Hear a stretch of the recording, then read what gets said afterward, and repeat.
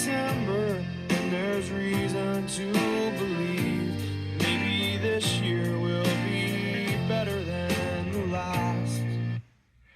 Well, this year certainly hasn't been any better than the last, if at all.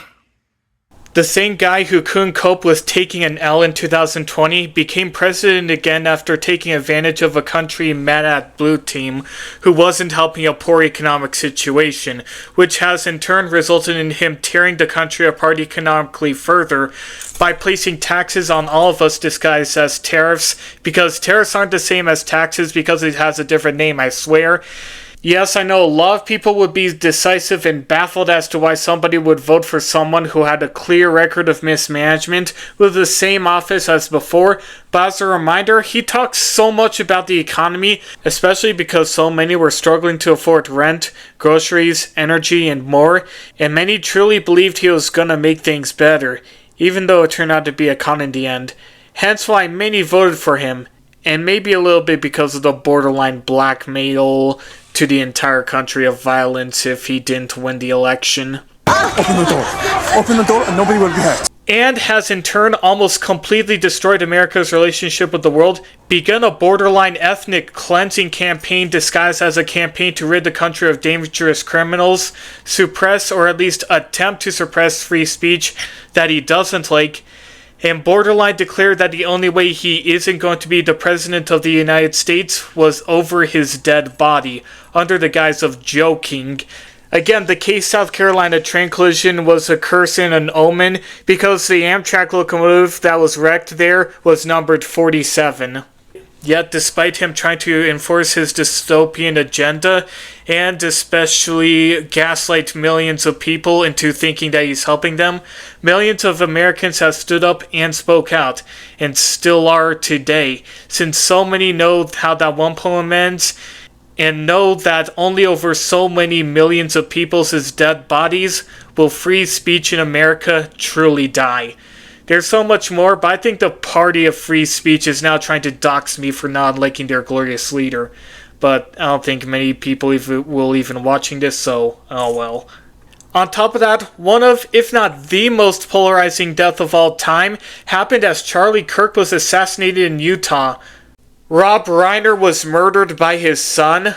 Ian Watkins was killed in prison. Actually, that one isn't so bad, as he was a child molester after all. I think that Ian Watkins' death was the only death this year that everyone can agree was deserved. Oh, that's terrible. You seem kind of psyched. No, I'm bummed. Nintendo's greediness has reached to the point where even Nintendo fans don't even defend Nintendo anymore. The Pope died. And also it turns out that a lot of people in my generation are turning on governments all over the world. Especially the most famous one in Nepal, where a lot of One Piece flags were flying around. So the One Piece flag officially became a political symbol. Fun. And on the train side, two of what have been considered some of the railroad industry's best CEOs resigned from Amtrak and CSX respectively, leading to Trains.com articles believing that those two were officially done for. Union Pacific is now desiring to spread their greed to the East Coast, especially backed by private equity, since I have also heard of Southwest Airlines, which has resulted in many saying a new Penn Central is on the horizon. I plan to make a follow-up video on this video I made back in July. Spoiler alert, if the UP and NS merge, we're not getting a new Penn Central, and therefore we're not getting a new Conrail. I know that you guys want to have Conrail back desperately, but that is not going to be the way. Cope about it.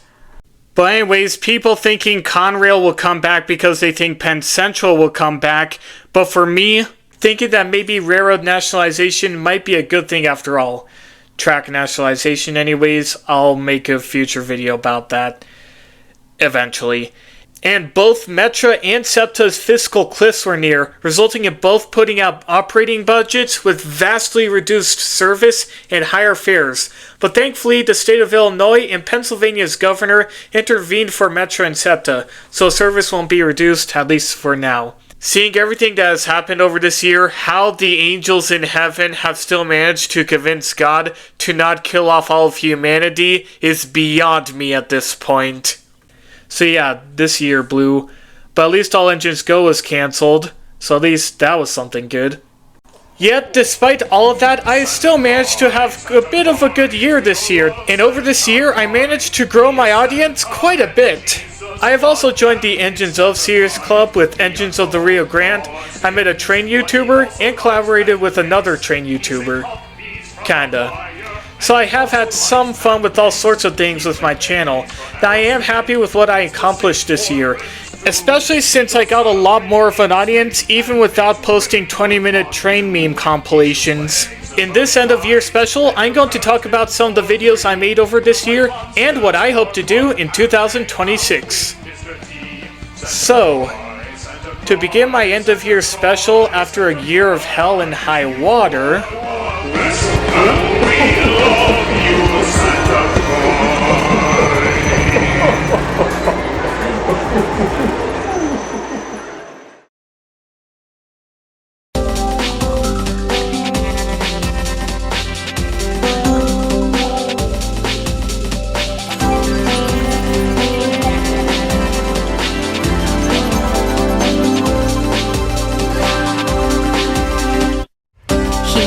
抱えて部屋の片隅いつも不安で震えてた本当を知ることが怖くて扉を閉じた優しい嘘に居場所を見つけて夢の中に逃げ込んだ誰も知らない孤独の海を深い青に染めてく寂しさ隠す一途な想い君の心を傷つけている瞳の奥の秘密吸い込まれそうな笑顔の裏の真実に柔らかな愛僕が届けに行くよ触れたら壊れそうなぬくもりが今過去離れ溢れ出すずっとそばにいるから悲しい影に惑わないで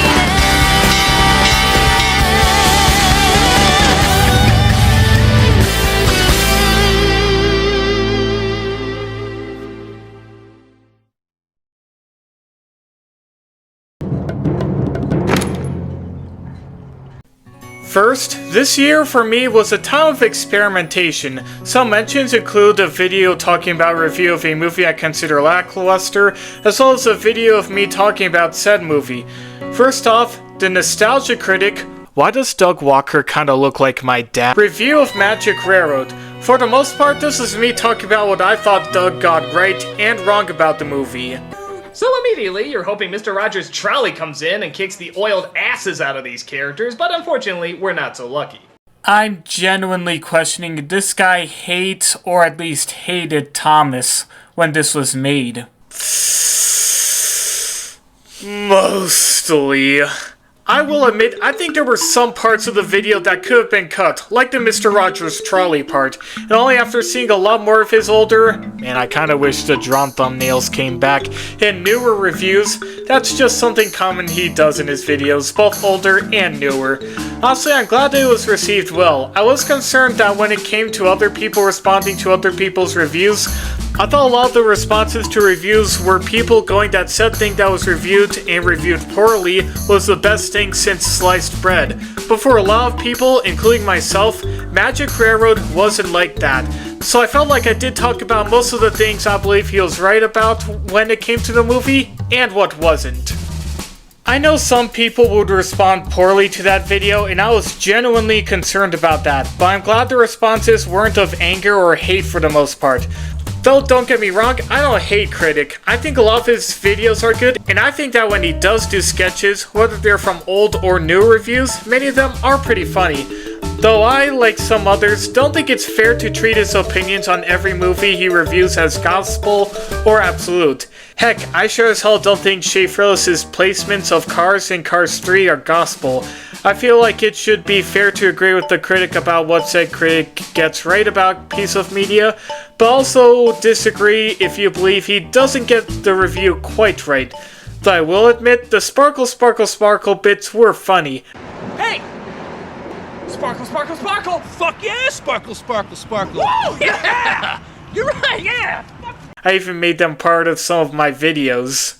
And as always, until next time, sparkle, sparkle, sparkle. Man, Nostalgia Critic wasn't kidding. That phrase really did have a massive impact on my life. Sparkle, sparkle, sparkle! Fuck yeah! Sparkle, sparkle, sparkle! Woo! Yeah! You're right, yeah! All of that was mentioning the review Doug made. What about the movie itself, and what do I think about Thomas and the Magic Railroad? Well, I made a brief, almost 10-minute video talking about what I truly thought about Magic Railroad, how I began seeing Magic Railroad as the years went on, and why, despite the fact that I see the movie as a bad movie, I still appreciate it for the little things it did right. It seems to me that to those who saw it, they seem to agree on what I mentioned about the movie, and honestly, I feel pretty happy about it. And honestly, I felt it more appropriate to make a video about it, since the person behind it passed away a few months before it turned 25 this year. So I honestly wanted to make a bit of a memorial for Allcraft with that video. In addition with that, I experimented with things like a WALL-E video, where I made a video talking about my thoughts on the WALL-E game, a video talking about a certain show about horses, and a video of Stapleton International Airport's closure, since 2025 officially marked 30 years since Stapleton International Airport closed forever and was replaced with Denver International Airport, which certainly has played around with the conspiracy theories surrounding it. Honestly, I'm surprised they haven't done more heavy marketing over those.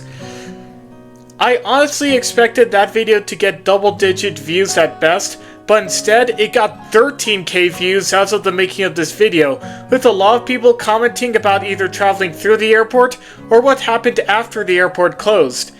I even got the attention of Classy Whale 2, which felt like a bit of an honor.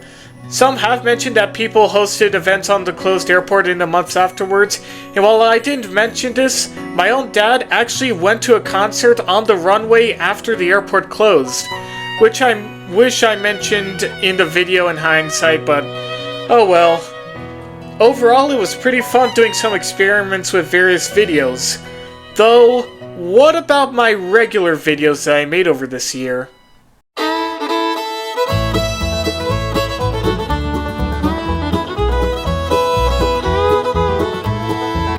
I've made quite a bit of strides on talking about railroads for my 15 words or less videos, covering the Mikes, Connies, 10-wheelers, 10-driver locomotives, Atlantics, and some 060s. I've been trying to sprinkle in some at least attempted humor here and there throughout the videos, and for the first time I've actually had to split two locomotive types into multiple videos, those being the Connies and the 10-wheelers. As well as getting the misfortune of having a locomotive type which had severely limited info on some locomotives, which was the 060 type. The Mikado video came with music from various medieval/traditional Japan-styled animes and visual novels because of the fact that the 282s had the Mikado name on it, which is a Japanese word. It also became the origin of a joke to replace the mandated passenger variant joke. Oh yes, that mandated passenger variant. And of course, a mandated passenger variant.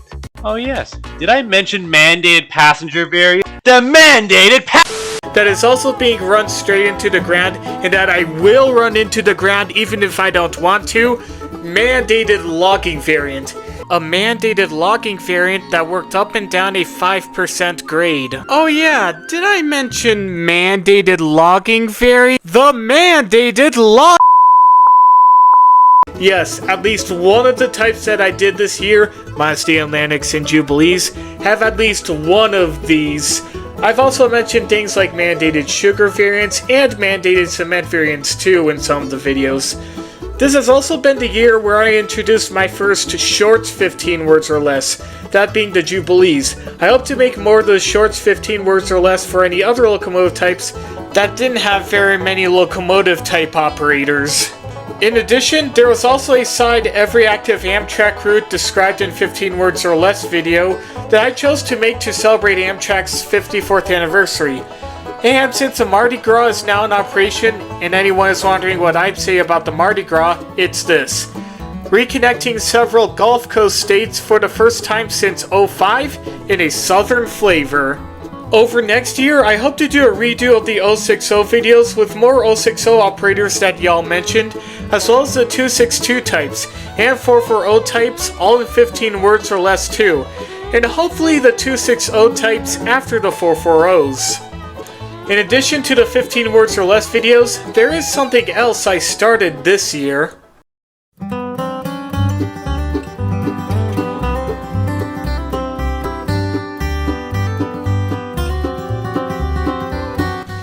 The engines of the Rio Grande series was something that I had desired to make for years, and maybe I will do something slightly unoriginal and make an engines of the Rio Grande series covering locomotives that the Denver and Rio Grande Western owned throughout the years.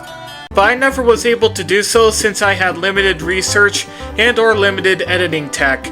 But after getting a microphone for my computer last year, doing narrated videos had become so much easier, especially since I wasn't in an area where I potentially had people watching TV, having conversations in the background, business or personal, both face to face or on the phone too, and especially no mentions of names, let alone shouting matches.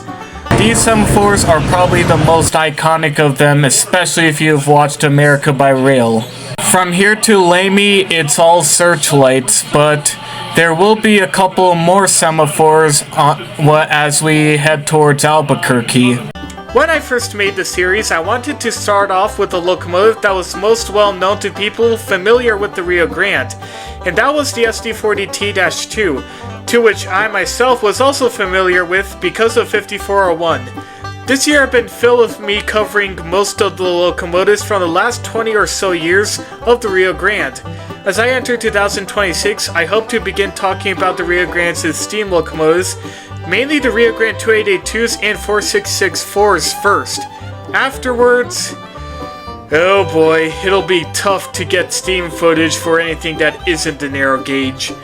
But anyways, that's the status for my 15 words or less videos, as well as the engines of the Rio Grande. But there were some places that I went to over this year.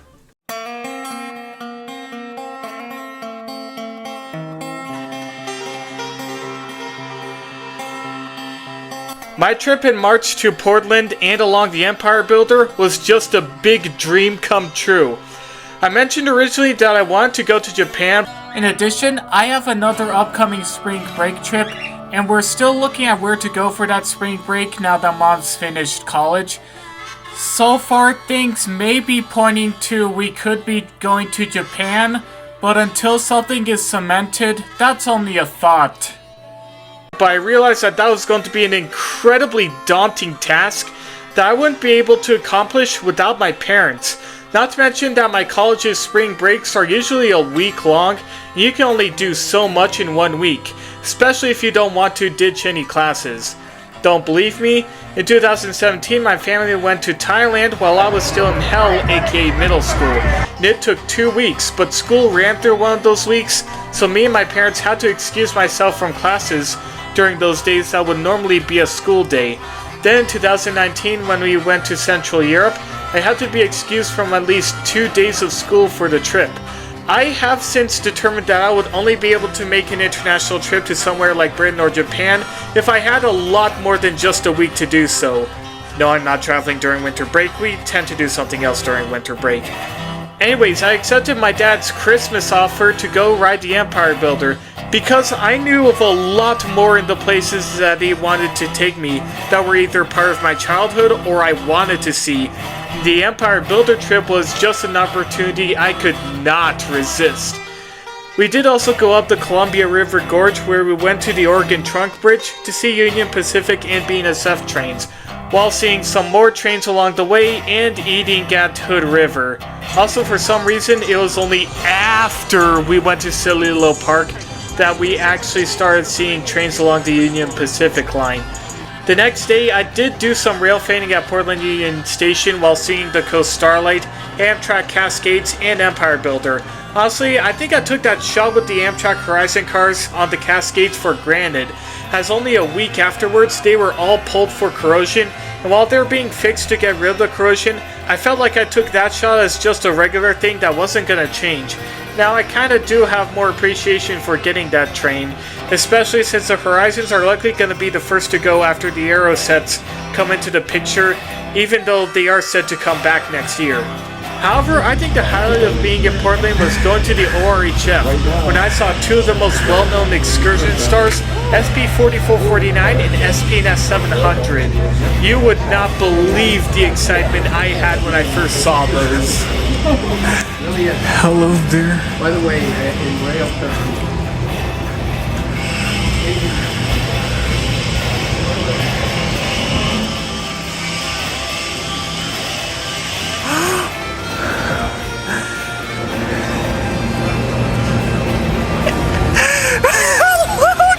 Hello, daylight! Oh my god! Alas. Both of these were my childhood stars, and it was very fun getting to see the two, and especially going into 700's cab, and a trip across the country was a blast. Although we didn't go through the Cascade Tunnel, we still went through plenty of beautiful scenery, crossed high bridges, and saw two steam locomotives that were originally from the Great Northern. It was overall very fun crossing the country on the ground, meeting so many other people on the train like Dante and Holly, and Doug, who was a Vietnam War vet, and apparently was one of the ones that didn't exactly see that much actual combat compared to what movies would like you to think. It was also my first ride behind the new ALC 42s, and the ride was for the most part one smooth journey. We did have a short HEP outage somewhere in North Dakota at dinner time, but that was quickly fixed within about 5 to 10 minutes, and we were back up to speed within 2 minutes, demonstrating the locomotive's abilities compared to their predecessor. I genuinely believe that Amtrak is getting the hang of the Chargers and will prove to be a good asset to the fleet as time goes on, whether rail fans like the Chargers or not. 9 times out of 10, that answer is usually not. We were also 19 minutes early by the time we made it into Chicago. Minutes to get a red cap ride into the station if you need one. That's right, So if we you need a are red cap early ride, because if you wait Amtrak's on the never late, platform, says so on they'll the make their internet, way and to the you. internet don't lie. Which is fun that we actually made it early. Maybe you actually enjoy a train ride a lot more when you're not checking the schedule half the time. And oh yeah, CTA ride, as well as a few The Fugitive references. Hey Dad, look. Kimball! At least nobody on the train had to pull an emergency cord because of...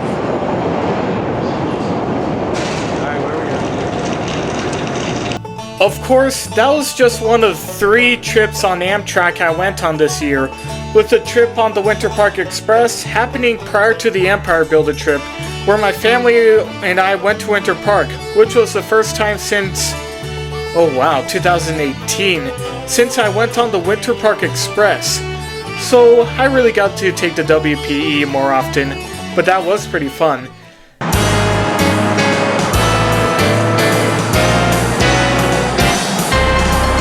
In addition, somewhere around the end of March, one of my history professors, who is a huge train buff, mentioned that there was a train show going on the weekend of April 5th. So not being able to resist, I went to the train show. Boy, did I feel like a kid again. Until I was 9 or 10, I had gone to a lot of these train shows, but wasn't able to go to one since at least 2014.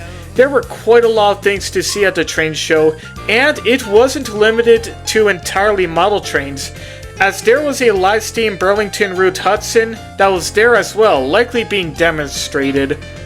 Of course, who couldn't resist seeing all these toy trains in the show, from G scale to O scale, HO scale, N scale, and more. It's a wonderful kind of feeling. Just a feeling I can't explain, but it is a wonderful kind of feeling, and that's the reason I love toy trains.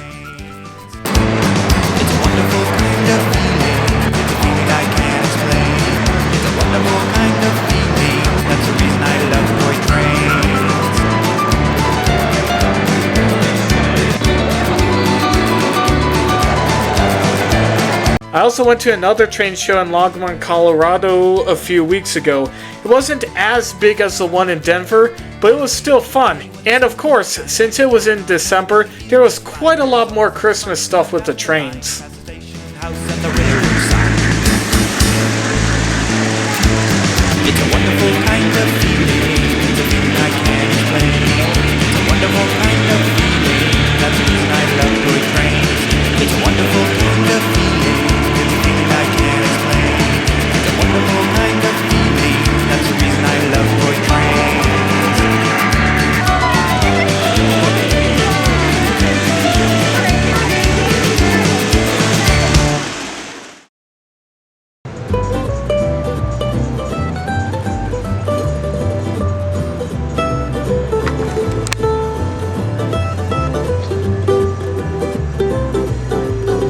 In July, I went to the East Coast to see a family member that had been shafted by the rest of my family.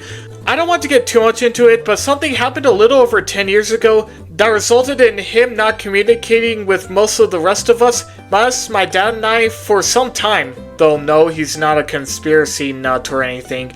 However, I wanted to reconnect with him after not meeting him since my high school graduation, and also because I wanted to see the B&O Railroad Museum and the Western Maryland Scenic Railroad, and I felt like that year was my opportunity. Fortunately, I had to get my dad to pay the flight ticket since I didn't have a job, so I still seriously owe my dad big time, eventually. Don't worry, Dad, if you're watching, I will pay you back in a good way for all of your paying for my happiness. I initially wanted to ride on VRE and Mark because I wasn't sure if Grandpa Cass was gonna go to the B&O Railroad Museum with me. Turned out though, he did want to go, and is the reason we got the tickets on Amtrak's Northeast Regional. When we got to the museum, I wanted to see pretty much everything they had collected, and that did account for a slight bit of going where I'm not supposed to. Okay, it was trespassing. Honestly, looking back, I think that was a very bad choice, as I was stepping far out of bounds to the tracks where they do the train rides, even if they weren't doing any by the time I got there. Something could have happened to me, and I just let the curiosity get the better of me.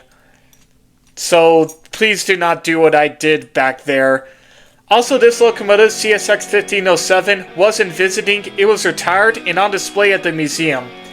Though it was fun seeing what is at the museum, and honestly it sucks that we don't have bigger engines from the B&O at the museum, even though the B&O tried since they were preservation friendly. Going to riding the Amtrak trains, it was a joy riding the Amfleet cars for the first time. In addition, these cars that we're riding in are some of the oldest cars on Amtrak. They're God's favorite tube, better known as the Amfleet type cars, built by the iconic Bud Company in the Holy Lands of Philadelphia in the 1970s. And also as a fun fact, their original seats were put in by a military subcontractor, AMI Industries, who also built the Tomahawk missile. So the Amfleets are connected to the military-industrial complex. Fun info. And only God knows if I'll get more chances to ride the Amfleets, since the Aerofleet is coming, even though the Amfleets will likely last a lot longer than the Horizons, when it comes to the Aeros replacing the two cars. Also, seeing the regional switch from diesel to electric power and vice versa for the Crescent is something that I likely won't get another chance to see, since the NEC Aeros are going to have dual-mode locomotives, and it's possible Amtrak may purchase charger locomotives that are individual dual-mode locomotives to eliminate the switch that will still persist for now, at least on the long-distance trains. So I appreciate the fact that I got these videos of the switch, because who knows how long it will continue. Then, there's the Western Maryland trip, and boy did I want to see some CSX action, since we still had some time at Cumberland before the trip. The Heritage Unit CSX 1836 was especially something that I wanted to see, since there were so many of these Heritage Units that came out of CSX, and now that they're here, I wanted to see some of them. And also, because I was seeing a CSX Heritage unit, I made a bit of a dedicated skit talking about the railfan community's spoiled brattiness. Hey CSX. Hello CSX. How you doing? Oh fine. Turns out that whole focusing on customers thing is working better than PSR, though the railfans are being straight up pains. I tried doing something nice for them by making heritage units, and you know how they responded? They say things like, they're not proper, they're not fully painted, as if doing something different from the rest is now a crime. Hell, I heard someone say that they'd rather see a scrap stay mentioned than my heritage units. Well, look what we have here, a proper heritage unit. I'm gonna blow a Kentucky Fried gasket. Wait, I don't even like KFC, I like Popeyes. And better yet, this was made by Norfolk Southern. You know what this means? That's layoff day at Norfolk Southern. And so this is why we should tell you, CSX, to take notes on this. That to make heritage units be proper, you need to fully... Well, the only notes I'm taking is to go to the dictionary office and put a photo of y'all as the very definition of spoiled brats. Because that's what y'all are. 1836 had been in the shops for a few days by that point, but it stayed there for a while afterwards because of, I think, a plow that was damaged.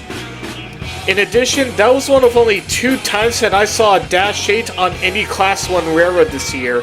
On CSX, they're constantly on and off when it comes to service. But I am also happy that I got to see a CSX Dash 8, because I don't know what will happen to their Dash 8s and Dash 9s. And also, I just wanted to see a lot of YN2, and there was quite a bit of YN2 there, so that was incredibly fun to see, especially the AC 4400s.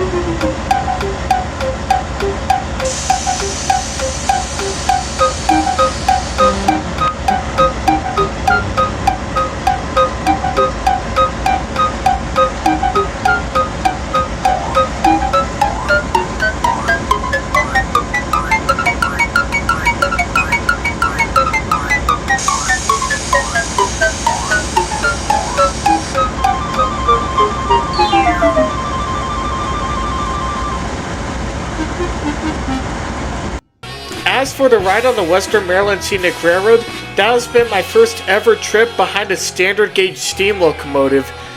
All of my previous steam locomotive trips were of Rio Grande narrow gauge steamers. In addition, Grandpa Cass had gotten us first class seats, giving me the opportunity to see 1309 more. The Western Maryland trip was also so fun since it was another place that I wanted to visit after watching Railway Productions' Winter Stained Spectacular and Steam in the Autumn. While 734, which was included in those 2 videos, wasn't running, it was still fun experiencing yet another place that I had always seen so many times on DVD as a child, but never seen them in real life until recently. And hopefully, if I get the chance, there will be many more that I'll be able to check off. Also, as mentioned a few times, there was someone else sitting in first class who recognized me from my 15 words or less videos, so it was nice to meet a fan for the first time this year.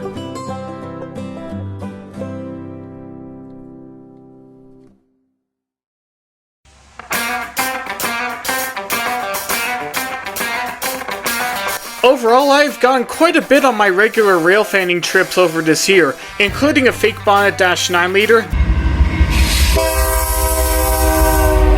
Hey, that's a 787. NSF 787, that is. Dual cam pack locomotives in Fort Collins.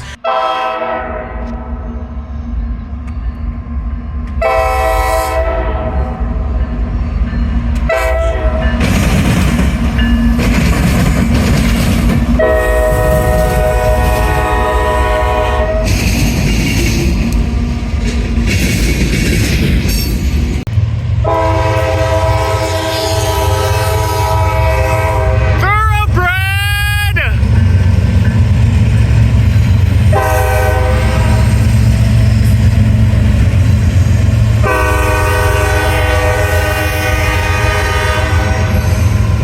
K5AA Givo.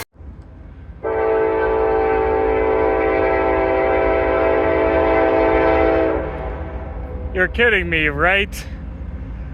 I thought that was going to be an ace.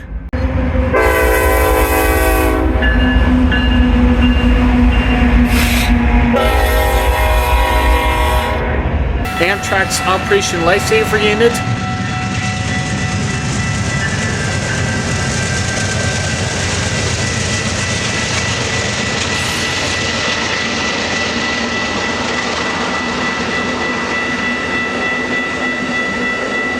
The Rocky Mountaineer.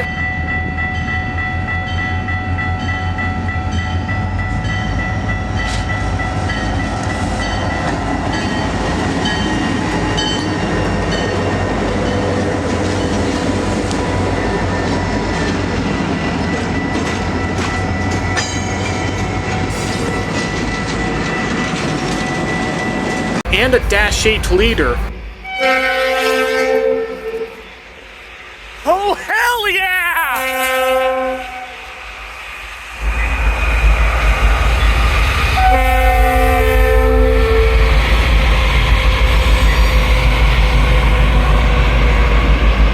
I was also able to see UP 4014 on both of its trips into Colorado this year, and especially the second trip where he was coming with smoke deflectors, which was a historical tie-in. For the first trip, I actually got the info that 4014 was coming that day at the very last minute, and somehow I was able to get to the same crossing as UP 4014 passed by just in time. After seeing the big boy at that crossing, I had some conflicting thoughts on seeing the big boy depart Denver, but I had heard that someone else was going to see the 4014 and chase it as well, so I decided to go see the 4014 depart Denver to meet him. That someone was Buccaneer Junction. Well, Buccaneer railfanning, but his main account was and still is inaccessible to him, so he is still using Buccaneer Junction for now. All I can mention as to why Railfan, more known for CSX and LNN content, was in Denver is that he's in the military and deployed in Colorado Springs. Of course, there's an elephant in the room. Last year, Buccaneer was accused of grooming by someone who actually was grooming a girl and twisted the story to make it seem as if Jericho was the one doing the grooming. The community turned on him, with so many people declaring him a Jared Fogle copy. If you don't know who he is, then I envy you. And not giving a second thought to the allegations and declaring them as an actual fact. Even I did, as I took the allegations as fact and even made a meme about it. Now activating window deflectors. Like I said, kids are cruel, Jack, and I love minors. It was only until bits of info about the whole true story, and when Jericho DM'd me about the whole story, did I realize how wrong I and so many others were. And I was honestly shocked to see that Jericho went as far as to consider taking his own life. But in the end, thanks to the goodwill of God, he didn't go through with it. And I'm thankful he also didn't go through with it, because I think with his Big Boy video, he had wanted to see so many locomotives that he hadn't seen by that point. So I'm thankful he still has a chance to see all sorts of trains and railroad locations. However, the CNO got there first and had 2716 put on their property.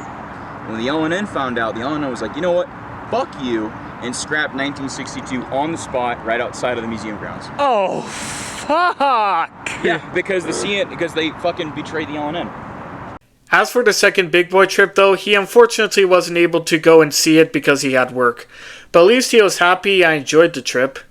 Overall, this year was a pretty decent year when it comes to railfanning in mostly Fort Collins, which will unfortunately stop becoming a regular occurrence after this year, if everything goes right for me in my final year in college anyways. Hey, small update. If push comes to shove, then maybe, just maybe, you will likely see me getting trains in Fort Collins up till at least somewhere in July. Just saying. Because maybe I'll be doing summer classes, but that's just a maybe.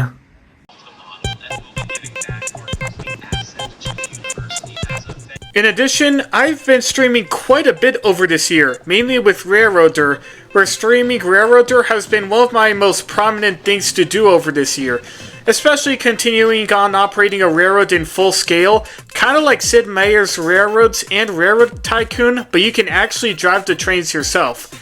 However, this has been a lot more of a pain recently because I think I may have modded the game to hell and back, and that has been consuming a lot of the computer's memory and RAM.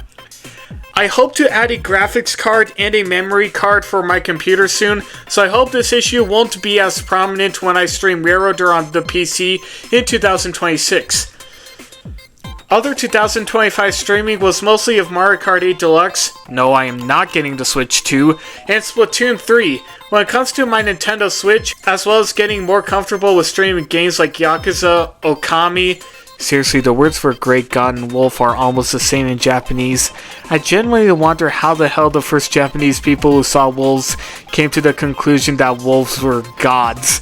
Team Fortress 2, as well as some visual novels where I read the dialogue of mostly the main character and what he's narrating, because I think I need to train to keep my voice going for a while when I'm narrating something. In fact, I only started streaming games on OBS for the first time in a while because I tried streaming on OBS in March of 2024 and I kept on getting bad streaming health issues, so I got cold feet streaming PC games until May of this year. Since then, I've gotten way more comfortable streaming on PC, although at least as of narrating this, Railroader is still an issue. Again, I hope that'll be resolved come 2026.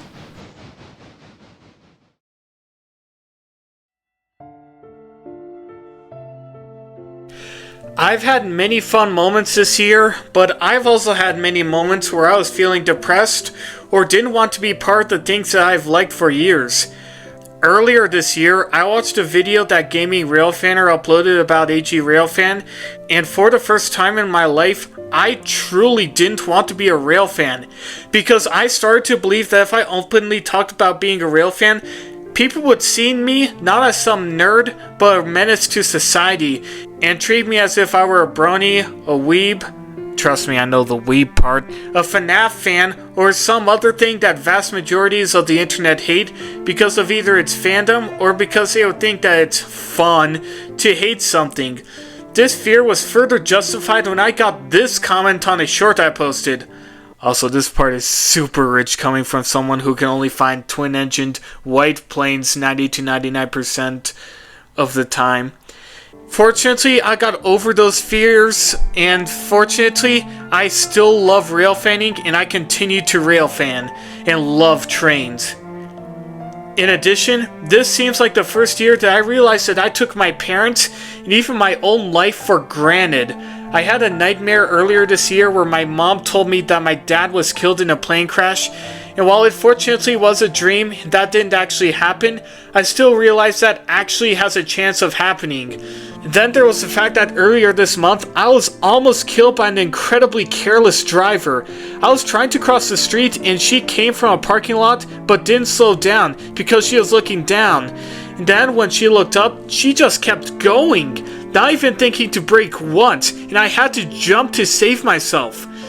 It was hard for a bit afterwards, especially actually telling my mom and dad that I almost died that day.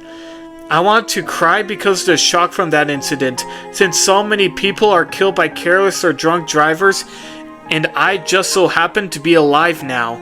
That was certainly a shock, but I'm still thankful to God that I am still alive, even after experiencing that.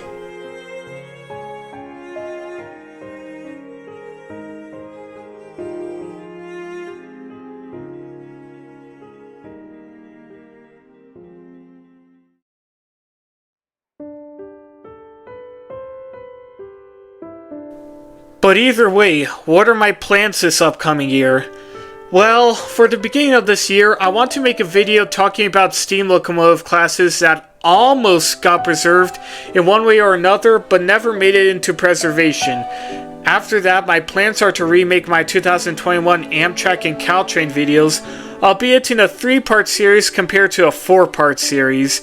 remake my videos of my 2022 trip to Chicago, and potentially remake the 2022 Colorado Crossings video and the 2023 Sunset Limited Ride video.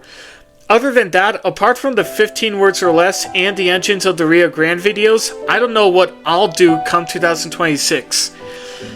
I may take a trip to the Northeast Corridor in March next year because that's something my dad suggested to me after my East Coast trip in July this year, but whatever happens ultimately happens. But hopefully, after this year, I'll essentially be free to take as many railfanning trips as I want, and just make as many videos as I'd like, because I'm going to be graduating from college this year. Or at least, I think I'm going to be graduating from college this year.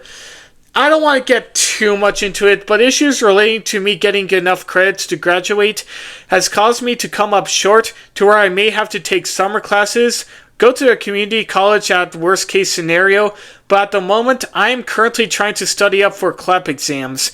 That should earn me the credits to graduate on time. But if all that doesn't happen, at least I can always remember that lots of people go to college for more than 4 years. I know, they're called doctors. But I still have a lot of places in mind for after graduating college to go to, such as seeing the 1225. And hopefully I'd like that to be my ultimate treat for finishing college. As for now though, I hope you guys have a good holiday season. And for now, in spite of all that's been going on, I will continue hoping and praying for brighter days come 2026.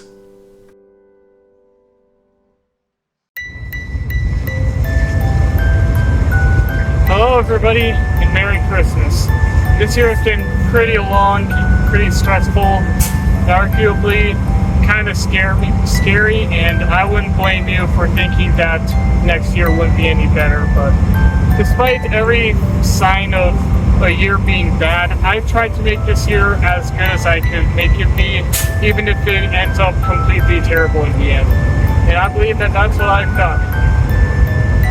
If you've had a very poor year this year, I'm sorry for all the bad things that you've had to experience this year. Yet, despite all that, we've made it to the end. So, for this year, I'd like to play a song that has definitely kept me company for the latter half of this year. If you don't understand Japanese, you may need to look up because the song will be in Japanese. Though, do take the English translation with a bit of a grain of salt. But either way, here it is.